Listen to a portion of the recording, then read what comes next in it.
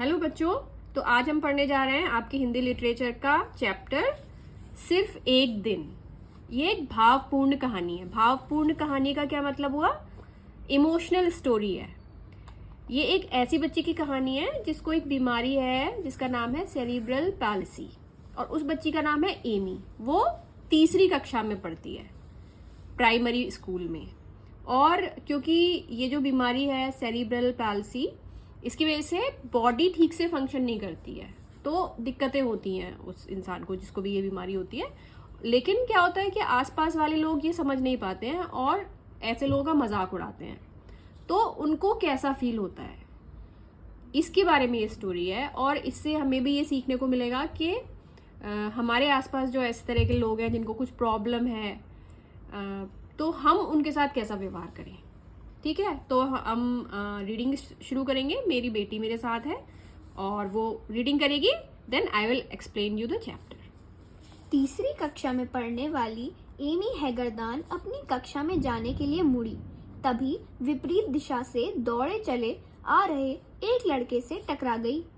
5वीं कक्षा के उस लड़के ने एमी की तरफ घूर कर देखा।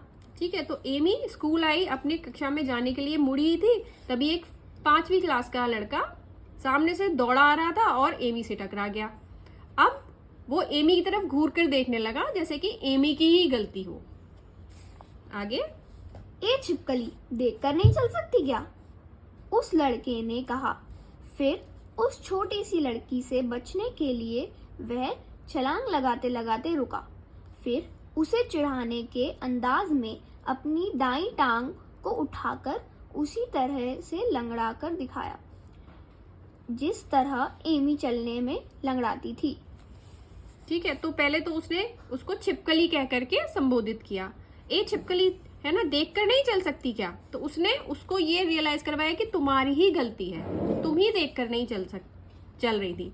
जबकि क्या होता है, अगर कोई ऐसा इंसान है जिसको कुछ प्रॉब्लम है तो हमें देख कर चलना चाहिए, है ना, उसके आसपास कहीं। तो वो दौड़ कर आ रहा था और बोल रहा है कि तुम देख कर नहीं चल सकती, है ना। और फिर क्योंकि दौड़ के आ रहा था तो टकराते टकराते बचा वो, है ना, छलांग लगाते लगाते रुका। फिर उसे चिढ़ाने के अंदाज में अपनी दाईं टांग, जैसे कि एमी चलती थी अपनी दाईं टांग से लंगड़ा कर, वैसे ही अपनी दाईं टांग से लंगड़ा कर उसको दिखाया जिस तरह एमी चलती थी। तो इस तरीके से वो उसको मॉक कर रहा था, उसका मजाक उड़ा रहा था, है ना, नकल करके उसको दिखा रहा था कि तुम ऐसे चलती हो। ठीक है ना, अब आगे पढ़ेंगे। एमी ने अपनी आंखें बंद कर ली। अपनी कक्षा की ओर बढ़ते हुए उसने अपने को समझाया, इसकी ओर ध्यान देना आवश्यक है, आवश्यक नहीं है। तो क्या हुआ कि एमी ने अपनी आंखें बंद कर ली, है ना, उसको ये नहीं देखना था। ये उसके साथ रोज होता था, कोई ना कोई उसको रोज चिढ़ाता था और उसको डिस्टरबेंस होता था, तो उसने अपनी आंखें बंद कर ली और अपनी कक्षा की ओर बढ़ते हुए उसने खुद को समझाया कि मुझे इस पे ध्यान नहीं देना है। ठीक है, अगर वो हर चीज पे ध्यान देती रहेगी तो मेंटली बहुत डिस्टर्ब हो जाएगी। तो उसने खुद को समझाया कि मैं इस पे ध्यान नहीं दूंगी, मुझे नहीं देना चाहिए ध्यान। दिन भर रह कर एमी को मन ही मन उस लड़के की वह छेड़छाड़ याद आती रही। तो लेकिन क्या हुआ कि उसने समझाया तो खुद को कि मुझे इस पे ध्यान नहीं देना चाहिए, लेकिन ऐसा हो नहीं पाया। उसका मन उसी ओर लगा रहा पूरे दिन कि उसने मुझे ऐसे चिढ़ाया था। आपको भी कोई चिढ़ा देगा अगर, तो नेचुरली आपको बहुत चोट पहुंचती है, बहुत दुख होता है दिल में, और आपको रह रह के वो चीज याद आती है। तो उसके साथ भी ऐसा ही हो रहा था। ऐसा नहीं था कि पूरे विद्यालय में सिर्फ वही था जिसने एमी को चिढ़ाया था। जब से एमी तीसरी कक्षा में आई थी, हर दिन कोई न कोई उसे चिढ़ाता ही था। बच्चे उसकी हकलाहट और उसकी लंगड़ी चाल को लेकर उसका मजाक उड़ाते रहते थे। एमी को इससे बहुत कोफ्त होती थी। जब भी कोई उसे चिढ़ाता था तब पूरी कक्षा में वह खुद को नितांत अकेला पाती थी। उसकी तरफदारी कर सके उसे ऐसा कोई भी नजर नहीं आता था। तो ऐसा नहीं है कि केवल वही लड़का था विद्यालय में जिसने उसको चिढ़ाया था। जब से वो तीसरी कक्षा में आई थी कोई ना कोई उसे हर दिन चिढ़ाता ही रहता था। अब उसको दो प्रॉब्लम्स थी। एक तो थोड़ा हकलाहट की प्रॉब्लम थी। हकलाहट मीन्स जब हम स्टैमर करते हैं बोलते वक्त, जैसे एक ही चीज़ को बार बार बोलते हैं, है ना, फ्लो ठीक से नहीं होता हमारे बोलने का। और उसकी लंगड़ी चाल, और दूसरा वो दाहिने पैर से लंगड़ाती थी। उसको ये दो प्रॉब्लम्स थी, है ना। तो इन प्रॉब्लम्स को लेके कोई ना कोई बच्चा उससे छेड़छाड़ करता ही रहता था, उसका मजाक बनाता रहता था। एमी को इससे बहुत कोफ्त होती थी। कोफ्त मतलब उलझन होती थी और गुस्सा आता था। जब भी कोई उसे चिढ़ाता था तब पूरी कक्षा में वह खुद को नितांत अकेला पाती थी। नितांत अकेला मतलब बिल्कुल अकेला। उसको लगता था कि मेरे साथ कोई है ही नहीं, मैं बिल्कुल अकेली हूँ, सब मेरा मजाक उड़ाते हैं, मैं किसी से इसके बारे में बात भी नहीं कर पाती हूँ, और ऐसा कोई भी नहीं है जिसको मैं कहूँ जो मेरी तरफदारी करेगा, है ना, मेरे हक के लिए बोलेगा कि ऐसा मत करो, उसके साथ उसकी तरफदारी कर सके, ऐसा उसे कोई भी नज़र नहीं आता था। तो उसे ऐसा कोई नहीं लगता था जो उसकी इस परेशानी को समझ सके, जिससे वो अपनी ये परेशानी शेयर कर सके। आमतौर पर अपने घर पर चहकती रहने वाली एमी उस रात बहुत ही गुमसुम सी थी। उसकी माँ को यह भान था कि विद्यालय में एमी के साथ सब कुछ ठीक ठीक नहीं चल रहा है, इसलिए श्रीमती पैटी हैगरदन अपनी बेटी से बातचीत करने की कोशिश कर रही थी। शायद इससे एमी के मन का बोझ कुछ हल्का हो जाए और वह विद्यालय की बात उन्हें बता सके। तो जो उसकी मम्मी थी एमी की, पैटी हैगरदान, है ना, तो उनको पता था कि बच्चे शैतानी करते हैं उसके साथ स्कूल में, और उनको इसकी आदत सी हो गई थी। तो वैसे तो बहुत खुश रहती थी एमी अपने घर पे, चहकती रहती थी, बात करती रहती थी, उछल कूद करती रहती थी, लेकिन उस दिन बहुत गुमसुम थी। तो माँ तो समझ जाती है ना, तो माँ को ये भान था। भान मीन्स उनको ये पता था कि विद्यालय में उसके साथ सब कुछ ठीक ठाक नहीं चल रहा है, इसलिए वो क्या कर रही थी कि उसका ध्यान बटाने के लिए उससे बात करने की कोशिश कर रही थी, ताकि वो उनके साथ अपनी बात शेयर कर सके। माँ ने एमी का ध्यान बटाने के लिए सूचना दी। तुम्हें पता है एमी, रेडियो स्टेशन पर क्रिसमस कामना प्रतियोगिता होने वाली है। उसमें बच्चे अपनी किसी इच्छा का पूरा करने के लिए सांता क्लॉज को एक पत्र लिखकर भेज सकेंगे। सबसे बढ़िया लिखने वाले को इनाम मिलेगा। मुझे तो लगता है जिसके तुम्हारे जैसे घुंघराले बाल होंगे, इनाम उसी को मिलेगा। तो एमी का ध्यान बटाने के लिए माँ ने क्या किया, उसको एक इन्फॉर्मेशन दी कि रेडियो स्टेशन पर क्रिसमस विशेस का एक कंपटीशन होने वाला है, क्रिसमस कामनाओं का एक प्रतियोगिता होने वाली है। उसमें क्या करना है, बच्चों को अपनी अपनी क्रिसमस विश लिख करके भेजनी है ना, एक लेटर लिख के भेजना है रेडियो स्टेशन, जिसमें अपनी विश लिखेंगे कि उनको क्रिसमस में सेंटा क्लॉज से क्या चाहिए। तो वो बोली कि मुझे तो ऐसा लगता है कि तुम ही को वो इनाम मिलेगा। मुझे ऐसा लगता है कि जिसके तुम्हारे जैसे इतने प्यारे घुंघराले बाल होंगे उसी को ये इनाम मिलेगा, और इसका जो विनर होगा उसको बहुत अच्छा इनाम मिलने वाला है।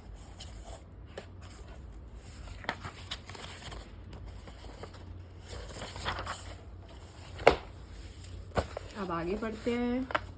माँ की बात पूरे होते होते एमी की हंसी छूट गई। हालांकि प्रतियोगिता उसे रोचक लगी, इसलिए उसने याद करने की कोशिश की कि इस बार क्रिसमस के मौके पर वह अपने माता पिता से क्या पाने की उम्मीद कर रही है। तो उसको पता था कि माँ जो है वो मेरा ध्यान बटाने के लिए बातें कर रही है। समझदार थी एमी, है ना, तो उसको हंसी आने लगी कि माँ कैसी बातें कर रही है। लेकिन क्या हुआ कि उसको प्रतियोगिता बहुत अच्छी लगी, उसको ये आइडिया बहुत अच्छा लगा कि इस तरह की कोई कंपटीशन है। तो क्या हुआ कि वो याद करने लगी कि मुझे क्या चाहिए होगा इस बार क्रिसमस पे अपने मम्मी पापा से।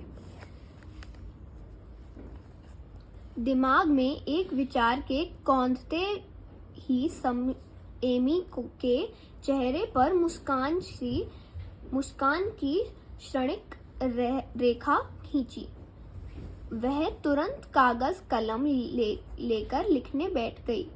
तो उसके दिमाग में कुछ आया और वो बात सोचते ही उसके चेहरे पे मुस्कान आ गई। वह तुरंत कागज कलम लेकर लिखने बैठ गई और वो तुरंत ही लेटर लिखने बैठ गई। प्रिया सांता क्लॉज, उसने पहला वाक्य लिखा। जब एमी प्रतियोगिता के लिए अपना पत्र लिख रही थी तब सारा परिवार भी यह अनुमान लगाने में व्यस्त था कि एमी अपने लिए क्या मांगेगी। तो उसने पहला सेंटेंस लिखा, यहाँ पे देखिए एमी लिख रही है, उसने पहला सेंटेंस लिखा कि प्रिय सांता क्लॉज, है ना।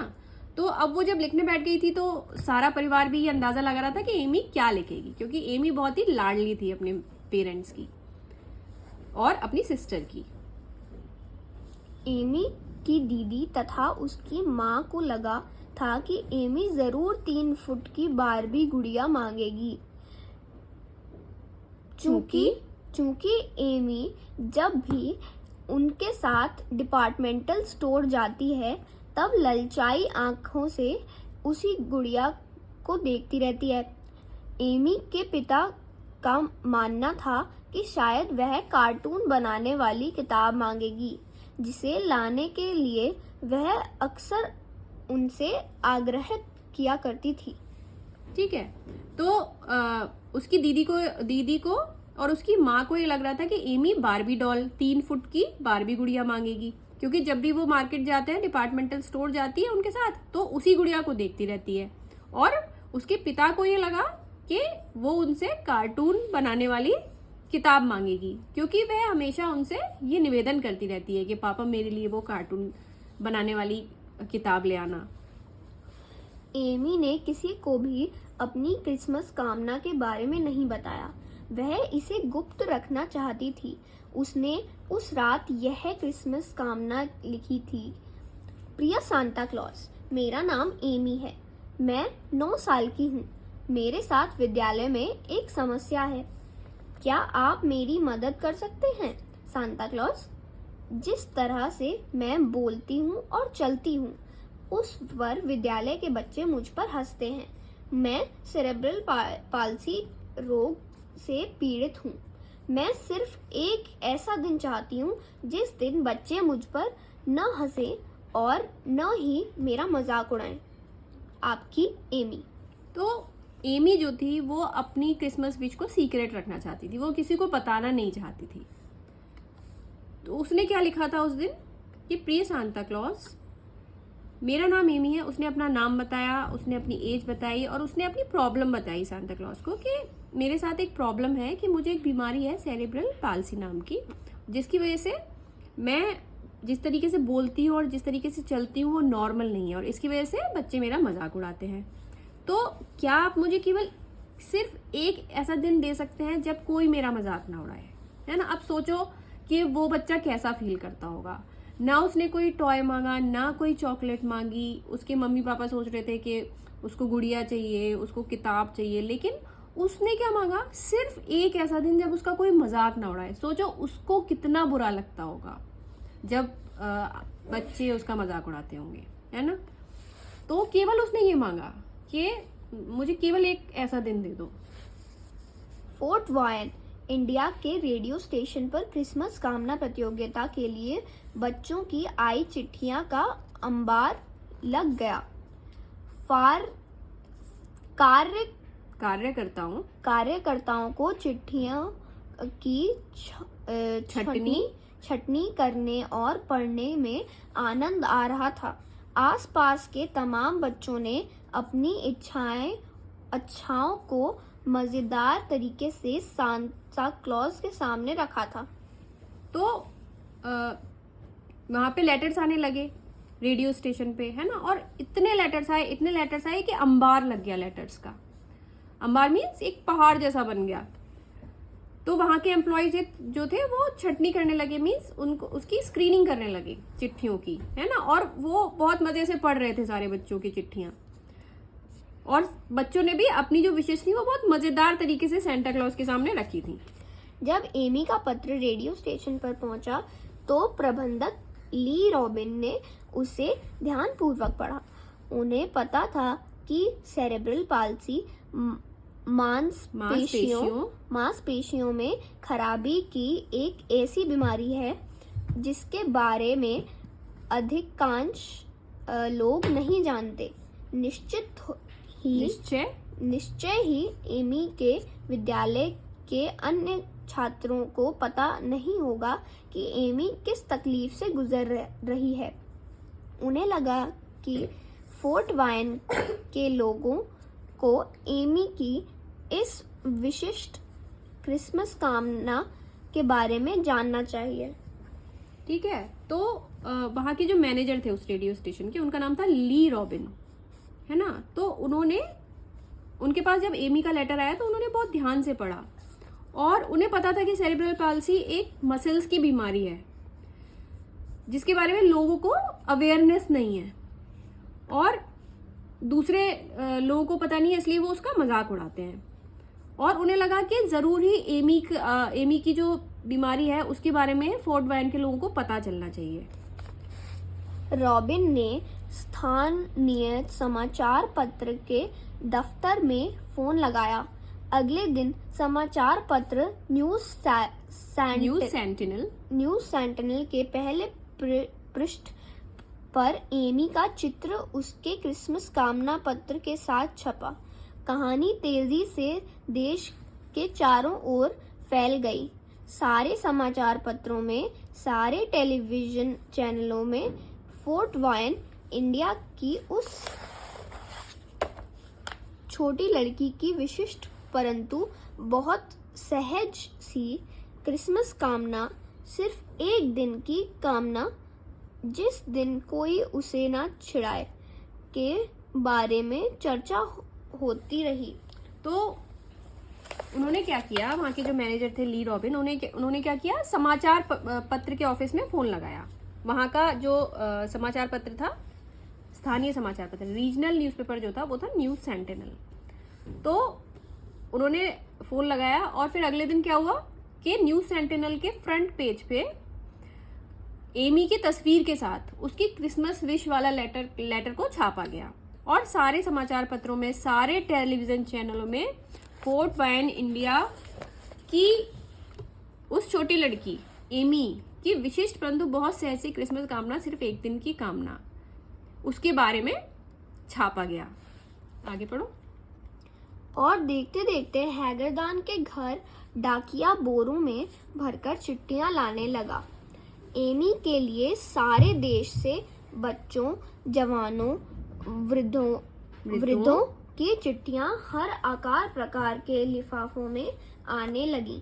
उनमें शुभकामनाएं होती थी और जीवन में आगे बढ़ने के लिए प्रेरणा के शब्द भी होते थे। और फिर क्या हुआ कि देश के हर कोने से एमी को लोग चिट्ठियां लिखने लगे और डाकिया बोरों में भर भर के वो चिट्ठियां लाने लगा।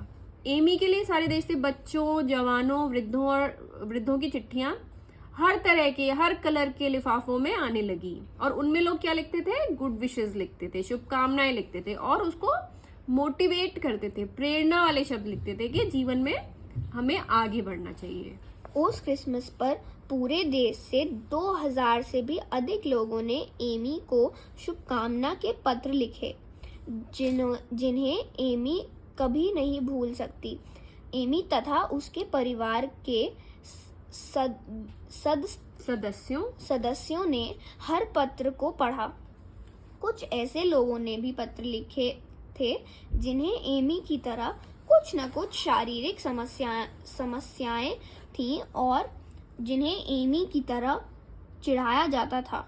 तो उस क्रिसमस पे क्या हुआ कि एमी के पास 2000 से भी ज़्यादा लेटर्स आए उसको क्रिसमस विश करने के लिए, अलग अलग जगह के लोगों से, जिन्हें एमी कभी नहीं भूल सकती। तो ये क्रिसमस एमी के लिए बहुत ही मेमोरेबल बन गया इन लेटर्स की वजह से।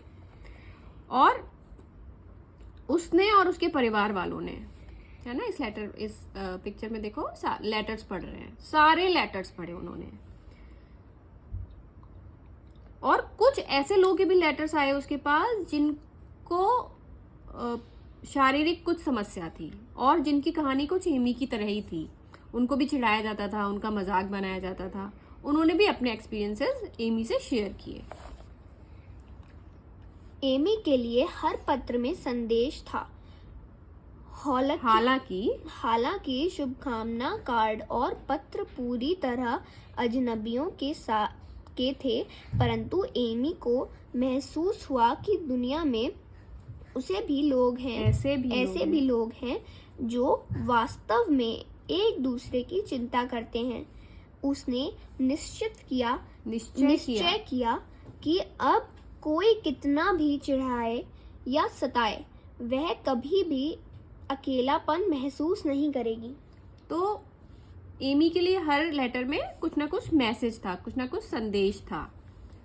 और ये सारे लेटर्स जो थे बिल्कुल स्ट्रेंजर्स की तरफ से आए थे उसके लिए। लेकिन एमी को ये उस दिन पता चला कि दुनिया में ऐसे भी लोग हैं जो दूसरों की चिंता करते हैं, अच्छे लोग भी हैं दुनिया में। और उस दिन से उसने निश्चय किया, उसने ये डिसीजन लिया कि मुझे कोई कितना भी चिढ़ाए, कितना भी मेरा मजाक उड़ाए, लेकिन मैं कभी अकेला महसूस नहीं करूंगी, क्योंकि इतने सारे लोग मेरे साथ हैं। बहुत से लोगों ने एमी को धन्यवाद दिया कि उसने हिम्मत कर अपनी बात बताई। कई लोगों ने कहा कि तुम लोगों को चिढ़ाने और सताने को नजरअंदाज कर अपने लक्ष्य को पूरा करने में जुटी रहो। तो लोगों ने उसको धन्यवाद भी दिया कि तुमने ये बहुत अच्छा काम किया कि तुमने अपनी कहानी बताई और तुमने अपने इमोशंस बताए लोगों के सामने आकर के। और उन लोगों ने उसको बोला कि तुम जो लोग तुम्हें चिढ़ाते हैं या तुम्हारा मजाक उड़ाते हैं उनको नजरअंदाज कर दो, इग्नोर कर दो, और जो तुम्हारा एम है उसकी तरफ पूरा प्रयास करो, जुटी रहो उसको पाने के लिए। टेक्सास में 6ठी कक्षा में पढ़ने वाली लियन ने यह चिट्ठी एमी के लिए लिखी। प्रिय एमी, मैं तुम्हारी दोस्त बनना चाहती हूँ। यदि तुम कभी मेरे यहाँ आ सको तो हम सचमुच बहुत सारे खेल खेलेंगे। यहाँ कोई हमें चिढ़ाएगा नहीं, क्योंकि हम उनकी बात सुनेंगे ही नहीं। तुम्हारी दोस्त लियन। तो टेक्सास में एक लड़की थी जो 6th क्लास में पढ़ती थी, उसने भी एमी को लेटर लिखा। उसने एमी को लिखा कि मैं तुम्हारी फ्रेंड बनना चाहती हूँ और कभी तुम मेरे यहाँ अगर आ सको तो हम बहुत सारे गेम्स खेलेंगे। यहाँ पर हमें कोई नहीं चिढ़ाएगा क्योंकि हम उनकी बात ही नहीं सुनेंगे। तुम्हारी दोस्त लियन। साउथ वायन की प्राथमिक शाला में एमी को उसकी क्रिसमस कामना एक पूरा दिन बिना चिढ़ाए बिना सताए मिल गया। इसके अतिरिक्त उस विद्यालय में हर एक को शिक्षा का एक मंत्र भी मिला। विद्यालय के शिक्षक और छात्रों ने यह समझा कि किसी को चिढ़ाने पर उसे कैसा महसूस होता होगा, खासकर तब जब कोई शारीरिक अपंग हो। ठीक है। तो उस दिन प्राथमिक शाला मीन्स प्राइमरी स्कूल में एमी को जो उसकी विश थी, जो उसकी क्रिसमस कामना थी कि मुझे एक पूरा दिन ऐसा मिल जाए जब कोई मुझे चिढ़ाए नहीं और मुझे सताए नहीं, ऐसा दिन उसको मिल गया। इसके अतिरिक्त वहाँ के जो बच्चे थे उनको एक शिक्षा भी मिली, है ना। विद्यालयों के शिक्षक और छात्रों ने समझा, उन्होंने ये समझा कि किसी के शरीर में अगर कोई परेशानी है, अगर कोई किसी तरीके से अपंग है, अपंग मीन्स दिव्यांग है, उसका कोई अंग काम नहीं करता है, तो उसको चिढ़ाने पर उसे कैसा महसूस होता होगा, ये बात उनके समझ में आई। उसी वर्ष फोर्ट वायन के मेयर ने पूरे शहर में 21 दिसंबर का दिन एमी हैगरदान दिवस के रूप में मनाने की घोषणा की। मेयर ने अपने वक्तव्य वक्तव्य में कहा, एमी ने यह सरल सी क्रिसमस कामना करके हम सबको व्यापक पाठ पढ़ाया है। हम सभी को दूसरों से मान मर्यादा और उत्साह से भरे व्यवहार की कामना होती है। हमें भी दूसरों के साथ वैसे ही व्यवहार करना चाहिए। तो उस वर्ष क्या हुआ कि फोर्ट वैन के मेयर ने, उस एरिया के मेयर ने 21 दिसंबर इस डेट को एमी हैगरदान दिवस के रूप में मनाने की घोषणा कर दी। मेयर के अपने स्टेटमेंट में ये कहा कि एमी ने ये सरल सी, ये सिंपल सी क्रिसमस कामना करके हम सबको व्यापक मीन्स बहुत बड़ा पाठ पढ़ाया है, हमें बहुत बड़ा लेसन दिया है। हम सभी को दूसरों की मान मर्यादा मतलब दूसरों की इज्जत का, प्रतिष्ठा का और उत्साह से भरे व्यवहार की कामना होती है ना। तो हम ये चाहते हैं कि हमारे साथ दूसरे लोग कैसे व्यवहार करें, बहुत इज्जत से पेश आए, बहुत ही प्रतिष्ठा भरा, हमको सम्मान से बात करें हमसे, है ना। हमें भी दूसरों के साथ वैसा ही व्यवहार करना चाहिए, लेकिन हम ये भूल जाते हैं कि हम दूसरों के साथ कैसा व्यवहार करें। हमें भी दूसरों के साथ वैसा व्यवहार करना चाहिए जैसा हम चाहते हैं कि दूसरे लोग हमारे साथ करें। इस पाठ को लिखा है एलन डी शुल्ज ने। मूल्य, मान मर्यादा, हिम्मत और उत्साह से भरा व्यवहार। तो इसके जो लेखक हैं वो हैं एलन डी शुल्ज। और इससे हमें क्या शिक्षा मिलती है, मूल्य, क्या वैल्यूज मिलती हैं हमें इस चैप्टर से, कि मान मर्यादा, हिम्मत और उत्साह से भरा व्यवहार हमें सबके साथ करना चाहिए। ठीक है, चाहे वो कैसा भी हो, चाहे वो काला हो, गोरा हो, अपंग हो, सही हो, कैसा भी हो, दुनिया के किसी भी पार्ट से हो, हमें बहुत ही काइंड रहना चाहिए और रेस्पेक्टफुल बिहेवियर करना चाहिए। ओके, तो ये चैप्टर हमारा पूरा हो गया। Thank you, bye.